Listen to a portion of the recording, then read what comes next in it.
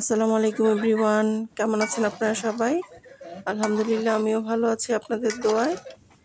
আজকে আমি আপনাদের সাথে অনেক পুরনো একটা রেসিপি শেয়ার করব, চালতার টক। যেভাবে আমার দাদি নানিরা রান্না করতো, খুবই অল্প মশলায়। আজকে সেই পুরনো রেসিপিটা দেওয়ার চেষ্টা করব। আর এর জন্য আমি এখানে কিছু ছোট মাছ নিয়ে নিয়েছি। মাছগুলোকে খুব ভালো করে ধুয়ে নিব লবণ দিয়ে, যতক্ষণ না পর্যন্ত একদম সাদা পানি বের হবে মাছের, ততক্ষণ মাছগুলোকে ধুয়ে নিতে হবে। এই রেসিপিটা আমার দাদার ভীষণ পছন্দের একটা খাবার, চালতার টক। যখনই চালতা দেখি খুব দাদাকে মিস করি। অনেক মনে হয় দাদার কথা, মনে হয় দাদা থাকলে আমি প্রতিদিন দাদাকে রান্না করে খাওয়াতাম।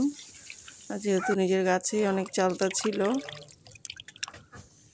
কিন্তু দুঃখের বিষয় দাদা অনেক দূরে থাকে, সেটা তো আর সম্ভব না। তারপরে অনেক কষ্ট হয়, মিস করি দাদাকে। আমি মাছগুলোকে খুব ভালো করে ধুয়ে এর মধ্যে দিয়ে দিয়েছি একটা চালতা কেটে। দিয়ে দিচ্ছি পেঁয়াজ কুচি, রসুন কুচি, তারপর দিয়ে দেবো কাঁচামরিচ, দিয়ে দিচ্ছি মরিচের গুঁড়া।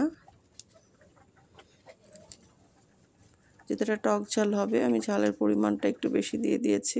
দিয়ে দিচ্ছি হলুদের গুঁড়া, দিয়ে দিচ্ছি পরিমাণ মতো লবণ। এখন দিয়ে দিব খুবই অল্প পরিমাণের তেল। আগের দিনে তো আমার দাদি নানিরা তো একদম তেল দিতই না, তেল ছাড়াই রান্না করতো, তারপরেও অনেক মজা হতো। ওনাদের মতো তো আর হবে না, তারপরেও চেষ্টা করছি আর কি।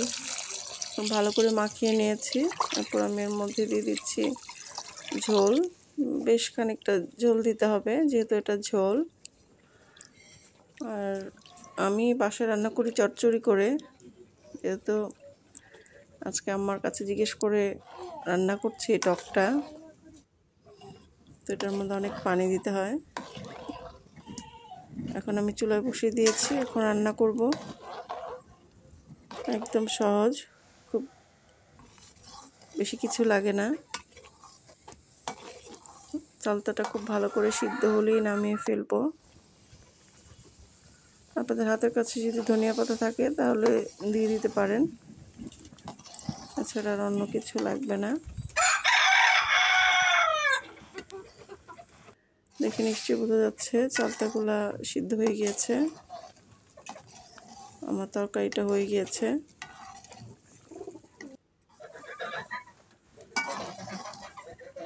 আর আমার রেসিপিটি যদি আপনাদের কাছে ভালো লাগে তাহলে অবশ্যই লাইক, কমেন্ট, শেয়ার করে দিবেন।